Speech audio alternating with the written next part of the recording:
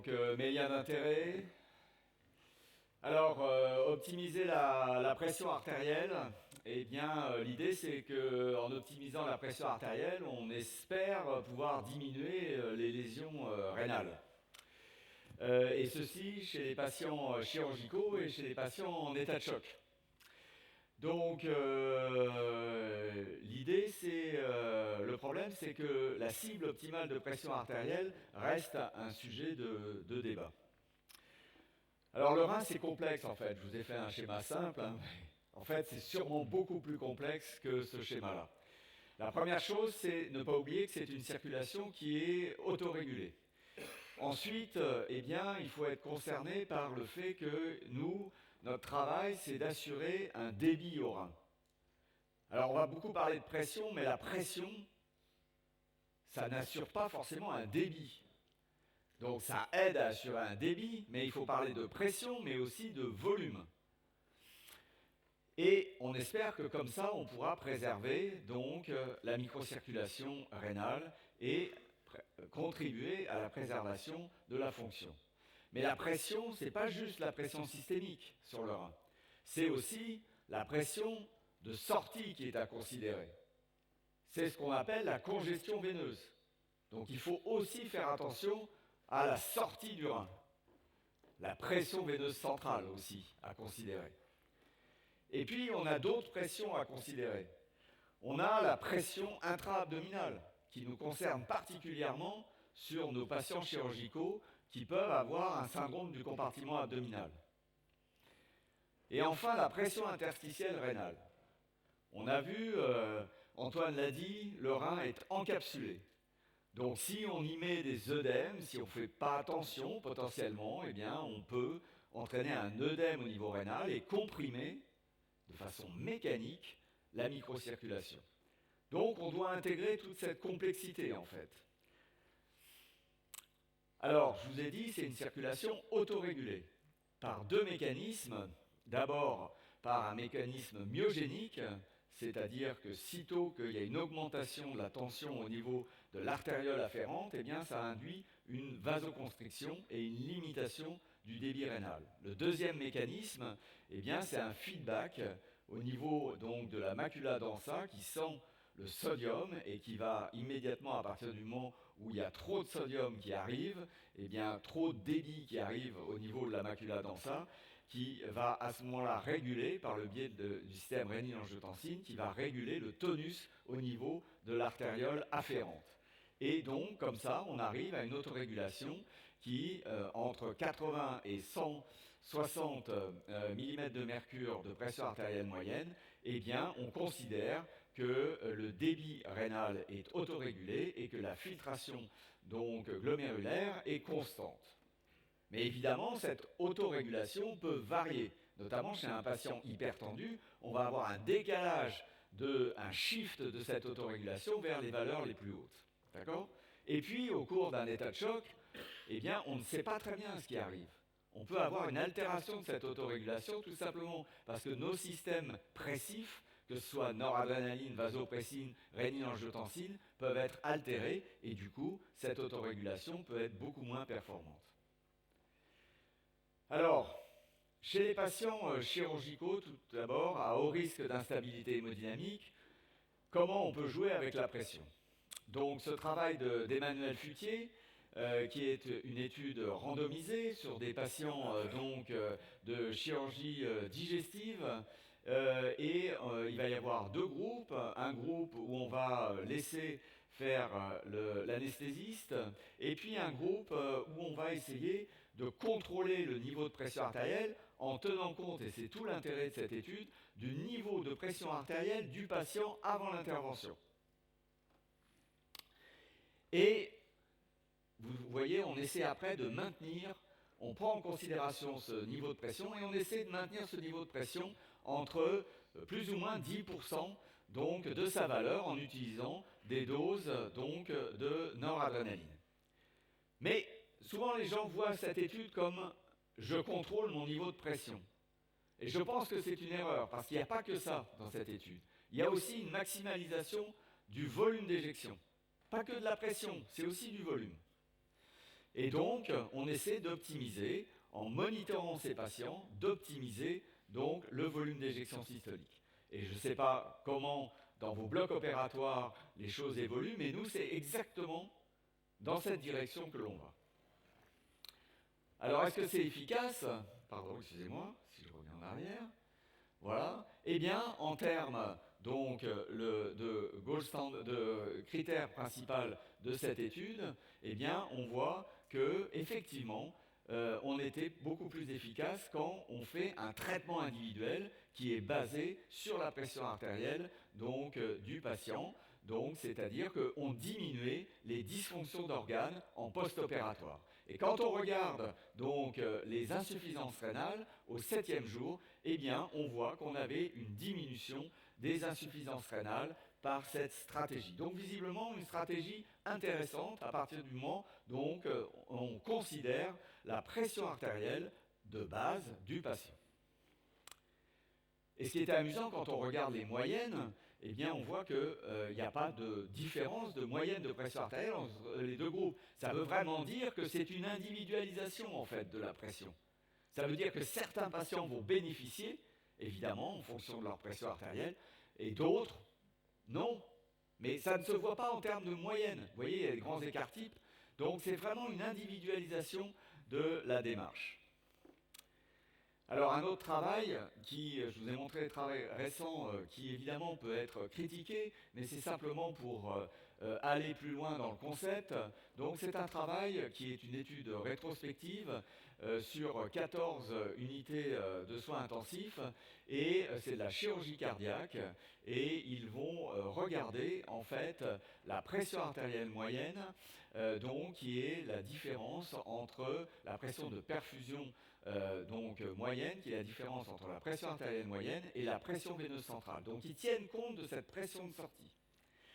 Et donc, évidemment, il y a des limites à ce travail, puisque on pourrait discuter, est-ce que c'est la bonne, c'est un travail rétrospectif, donc comment exactement savoir quelle est la bonne pression artérielle préopératoire, et puis la détermination de la pression donc centrale veineuse initiale. Ceci était fait par l'échographie, donc là aussi on peut discuter, et on voit que quand on n'avait pas cette pression veineuse centrale disponible par l'échographie, eh bien on extrapolait en fonction du fait que le patient était opéré donc d'une chirurgie pour valve ou une chirurgie pour un bypass. Donc discutable, mais ce qui est intéressant, c'est qu'on voit que les patients qui ont développé une insuffisance rénale, eh bien c'est les patients qui avaient une pression artérielle qui était plus faible, qui avaient une pression de perfusion moyenne qui était plus faible, qui avaient donc une pression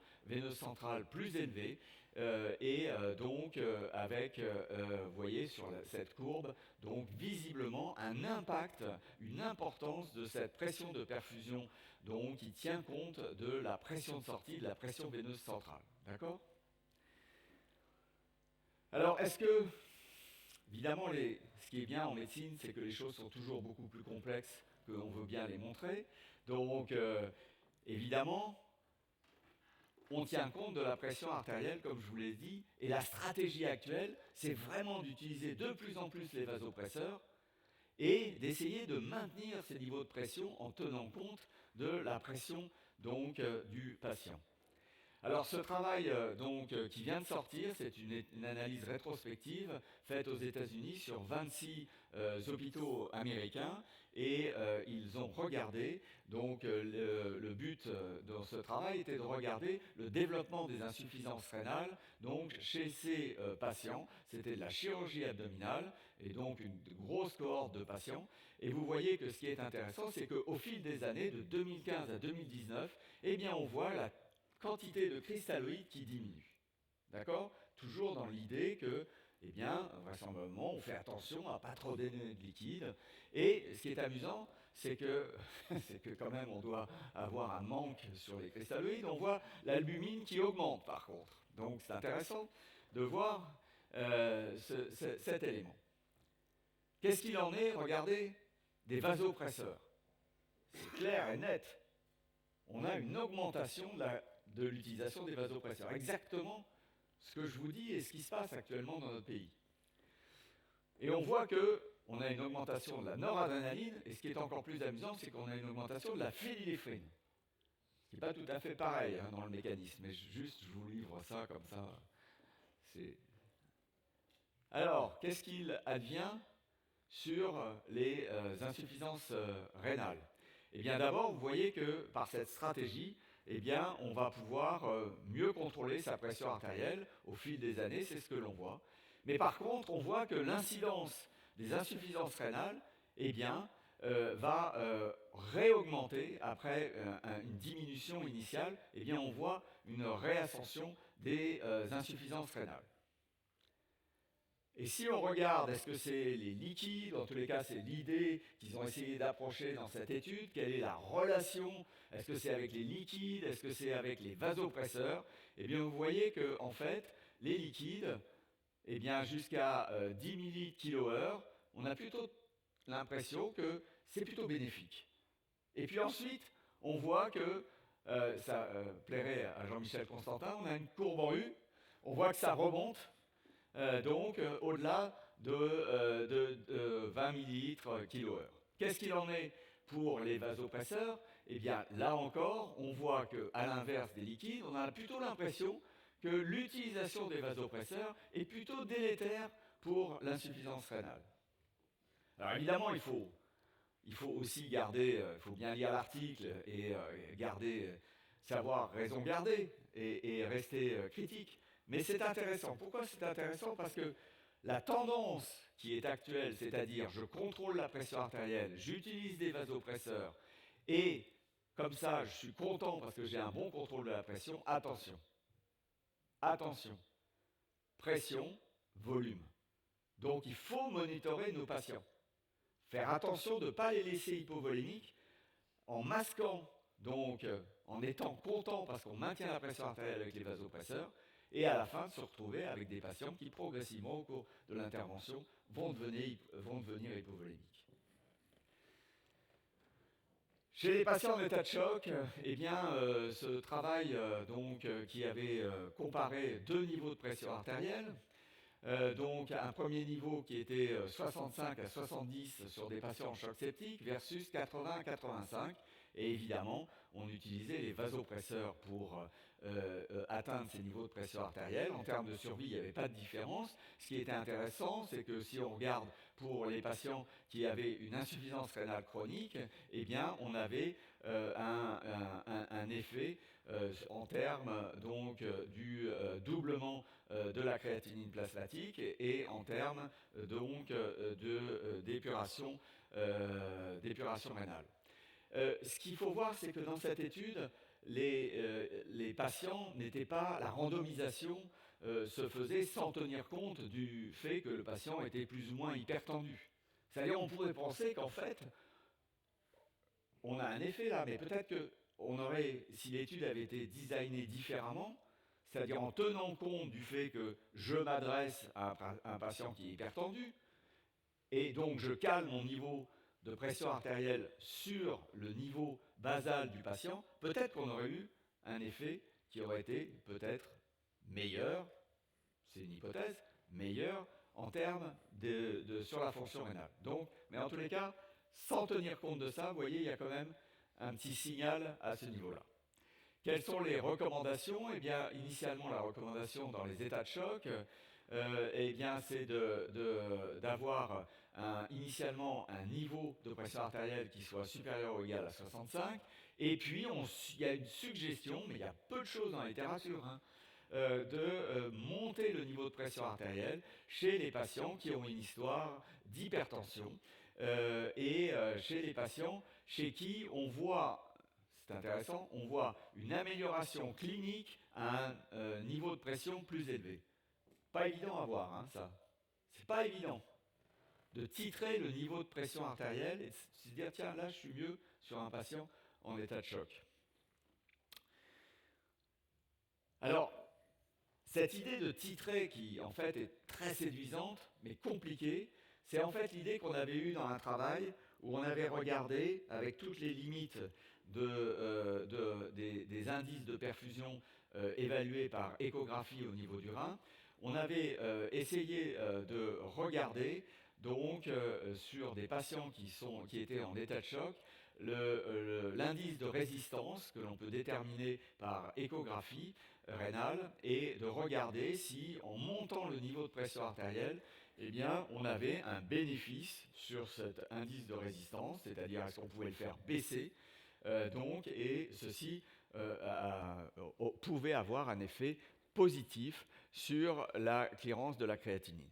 Donc c'était une étude qui, évidemment, a toutes ses limites parce que c'est peu de patients, mais c'est juste pour vous montrer l'idée, en fait.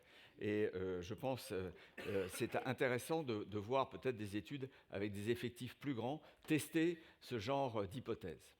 Alors, là aussi, est-ce qu'on peut titrer sur l'évaluation de la congestion veineuse juste ce travail qui est sur une population particulière, puisque c'est des patients qui ont une hypertension artérielle pulmonaire. Et vous voyez, à l'échographie, on est capable de définir différents profils congestifs en fonction donc du flux veineux, donc en fonction du fait qu'il soit pulsatile, biphasique, puis monophasique. Eh bien, on peut en fait faire une graduation de l'importance de la congestion veineuse. Et il trouvait dans ce travail qu'en fonction du degré de congestion veineuse, eh bien, il y avait une relation avec la créatinine et avec la clearance. Et vous voyez qu'en prenant différents indices qui permettent d'évaluer ces patients en hypertension artérielle pulmonaire, comme la pression dans l'oreillette droite, où il prenait aussi à l'échographie les mouvements de la valve tricuspidienne, qui est une façon d'évaluer la gravité de ces patients. Eh bien, vous voyez qu'on avait un lien entre ces différents paramètres et la congestion veineuse, et on voyait que le risque de développer une insuffisance rénale était proportionnel à cette congestion veineuse. Un autre travail qui a été fait avec une classification plus complexe, à mon avis, mais qui est intéressante, là encore, où ils évaluaient la congestion veineuse, et on voit que plus cette congestion veineuse était importante, et plus le patient avait des risques de développer une insuffisance rénale. C'était en post-chirurgie cardiaque dans ce travail. Alors, juste pour terminer, je voulais vous montrer des travaux expérimentaux que l'on a eus dans le laboratoire. Là encore, pour insister sur le fait que l'utilisation des vasopresseurs, et notamment de la noradrénaline, qu'il faut toujours considérer derrière le volume, pas juste voir le niveau de pression. Donc, c'est des animaux chez qui on va induire un choc hémorragique et on va les réanimer de deux façons, soit en donnant que du fluide, soit en donnant 2 doses de noradrénaline.